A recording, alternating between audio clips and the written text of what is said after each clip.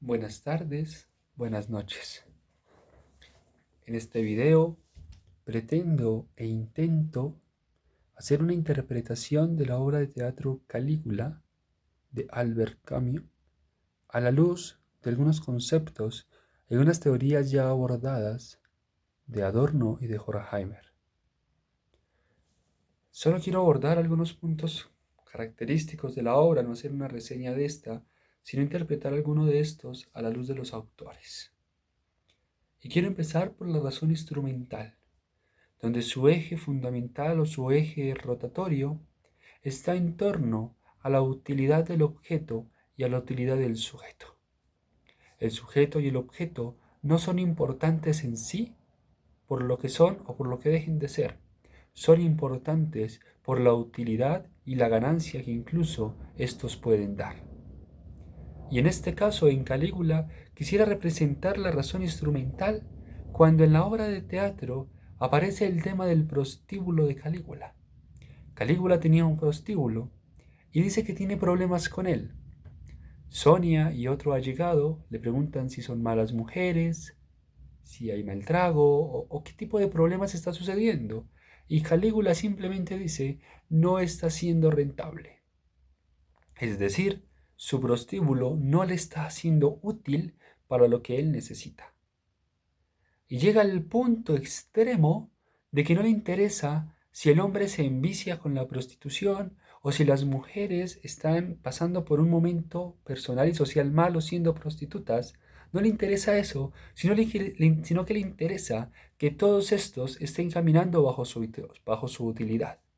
Y es por eso que incluso saca un decreto a modo de concurso o algo parecido, en donde dice que todos tienen que ir al prostíbulo y el que tenga más boletas ganará el premio al héroe de la ciudad.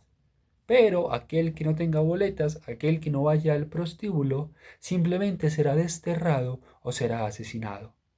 Es decir, aquel que no le sea útil, aquel que no le produzca dinero, bienes, será desterrado, será asesinado. Por lo tanto, el hombre se convierte en Calígula, como diríamos con Horkheimer en la razón instrumental, un medio de utilidad, en donde no importa el saber, la razón, la persona, la dignidad, sino lo que importa es su utilidad. Y si no es útil, pues simplemente lo sacamos del camino. A la luz de la dialéctica negativa de Adorno, diríamos que es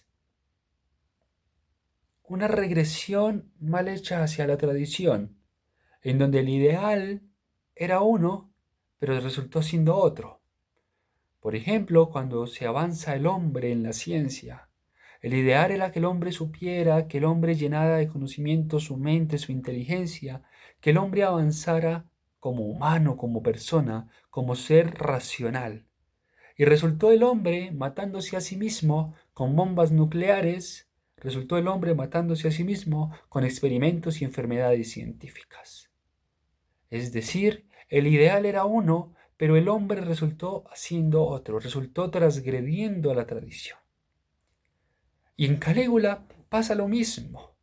Y recuerdo a aquel hombre que quería tomarse su frasquito para curarse del asma, un líquido, y Calígula cree que se está envenenando.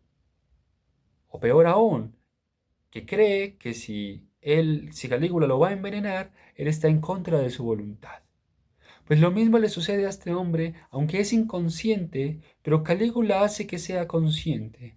Es decir, el ideal de este hombre no era asesinarse, no era tampoco ir en contra de la voluntad de Calígula, pero éste interpreta la realidad de una manera totalmente distinta, en donde la intención del sujeto queda subordinada a lo que él cree, a lo que él piensa. Por lo tanto, el ideal dialéctico cambia totalmente y transgrede la tradición, es decir, ya no es lo que él quería hacer, ya no vale su intención, porque ya el motivo ha cambiado. Y desde la industria cultural, creo que hay numerosos ejemplos desde la parte de vista de la obra de teatro de Calígula que nos servirían para abordar esta obra. Y quiero empezar primeramente con con la manipulación de las masas, en donde Calígula, por medio de su discurso, por medio de su poder, manipula a todos en la corte romana, incluso a las mujeres. Llega el punto en donde todos cambian su ideal de vida simplemente porque Calígula lo dice. Y ha sacado incluso un decreto que dice que aquel que todo que ofenda al emperador es digno de muerte o de destierro. Y todos empiezan a decir que no, que no, que no, pero él toma el poder, toma la vocería y dice, es digno de muerte, si no me sirve es digno de muerte. Y todos dicen, está bien, acepto. Es decir, ha manipulado las masas, en este caso la masa sería la corte, pero en la corte está representada todo el pueblo romano, porque todos los que van a morir no solo son ellos, son todo el pueblo romano. Es decir, ha manipulado toda la masa pública con tal de que su discurso llegue al poder, llegue a su destino. Y asimismo, empieza a convertirse el material humano en un medio de producción. A Calígula no le interesa si los de la corte le sirven, no le sirven, son buenos, son malos. Lo que le interesa a Calígula es que le sirvan. Y por eso cuando no le sirven, simplemente decide matarlos o decide deshacerse de ellos. Y sucedió, aunque siendo en un acto sexual, sucede cuando se lleva a la mujer de uno de la corte, tiene relaciones sexuales con ella y luego se la entrega y le dice, ya no me sirve, te la puedes llevar y tú también te puedes ir, porque ya me entregaste a tu mujer, yo ya disfruté de ella, ninguno de los dos me sirve.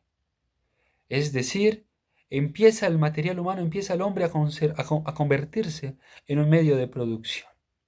Y asimismo, como empieza a convertirse en un medio de producción, empieza a haber una pérdida en el modelo de personalidad. Cuando hablábamos de la manipulación de las masas y de cómo Calígula podría controlar a todos por medio del poder y por medio de su discurso, tenemos que ver que en consecuencia de esta manipulación se pierde totalmente un modelo de personalidad propia. Por lo que decíamos anteriormente, ya nadie opina, ya nadie cree algo, ya nadie se defiende, simplemente se conforma con lo que ya han dicho, se conforma con aquel que está manipulando. Por lo tanto, la configuración de ámbitos sociales y de los ambientes sociales ya no dependen de la sociedad. La configuración de los ambientes sociales dependen de aquel que es capaz de manipular la masa, que es capaz de manipular las conciencias, que es capaz de manipular los pensamientos. E incluso, y ya para terminar, porque el tiempo se acaba y no ven más de 10 minutos, la obra tiene una pregunta de por medio que nos sirve cuando hablamos de la industria cultural. Y decían, ¿es digno, es posible hacer poesía? Es decir, que la poesía ya era un problema en sí mismo. Y para Adorno, en la industria cultural, la poesía y el arte se convierten en un consumismo, se convierte en un ámbito o en una dimensión mercantil, en donde las obras ya no se hacen por cariño, por amor al arte, sino que se hacen por el mejor postor, el mejor vendido. Y lo mismo pasaba en Calígula, aunque no las vendían, pero había un problema en si se debía o no se debía hacer poesía, en si se debía o no se debía hacer arte. Por lo tanto, el arte siempre ha sido un problema dentro de la sociedad.